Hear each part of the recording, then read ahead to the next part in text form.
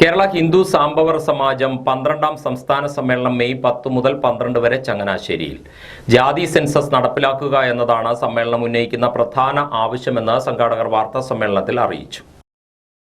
തീർച്ചയായിട്ടും ഇവിടെ സംവരണം ഉണ്ടെങ്കിൽ പോലും വളരെ പരിമിതമായ തോതിലാണ് സംവരണം നടപ്പിലാക്കുന്നത്. മാത്രമല്ല, കേവലം സംവരണം എന്ന് പറയുമ്പോൾ ജോലി കിട്ടുന്ന സംഗതി മാത്രമല്ലല്ലോ, മറിച്ച് പാർശ്വവൽക്കരിക്കപ്പെട്ടുള്ള ജനവിഭാഗത്തിന്റെ രാഷ്ട്രത്തിന്റെ സമ്പത്തിനും അധികാരത്തിനും ജനസംഖ്യ അനുപാതികമായിട്ടുള്ള ഒരു പ്രാമുഖ്യം ലഭിക്കേണ്ടതുണ്ട്. അത് നമ്മുടെ വികസനക്ഷേമ പദ്ധതികളുടെ നവീന പദ്ധതിയിൽ ആവിഷ്കരിക്കാൻ വളരെ അത്യാവശ്യമാണ്. അതുകൊണ്ട് തല എണ്ണി തന്നെ ജാതി സെൻസസ് നടപ്പിലാക്കണമെന്നാണ് കേരള ഹിന്ദു സാംബവർ ഈ സമ്മേളനത്തിലൂടെ ആവശ്യപ്പെടുന്നത് ബഹുമാനപ്പെട്ട കേരള സർക്കാരിനുണ്ട്. മറ്റൊരു വളരെ ഒരുപാട് പ്രകടന പത്രികകൾ ഇടതുപക്ഷ ജനാധിപത്യ സർക്കാർ UDF മാറുന്നത് വരുന്ന നമ്മുടെ കേരളത്തിൽ പ്രകടന പത്രികകൾ തങ്ങൾ പ്രഖ്യാപിച്ചിട്ടുള്ള 99% ഞങ്ങൾ പൂർത്തീകരിച്ചു എന്ന് പറയുമ്പോൾ ഒരു കാര്യം വളരെ ശ്രദ്ധേയമാണ്.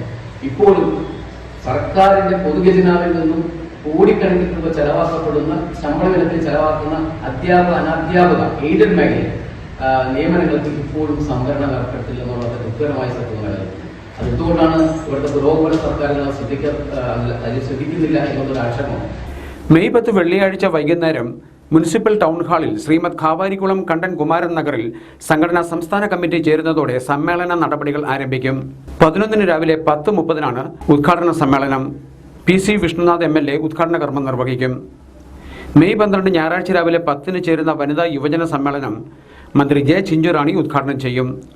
വൈകുന്നേരം 6 ചേരുന്ന പൊതുസമ്മേളനം മന്ത്രി VN വാസവൻ ഉദ്ഘാടനം ചെയ്യും. അഡ്വക്കേറ്റ് ജോ മൈക്കിൾ MLA മുഖ്യപ്രഭാഷണം നടത്തും. രാജ്യത്ത് ജാതി സെൻസസ് നടപ്പിലാക്കണം എന്ന ആവശ്യമാണ് സമ്മേളനം പ്രധാനമായും ഉന്നയിക്കുന്നതെന്ന് ഭാരവാഹികൾ അറിയിച്ചു.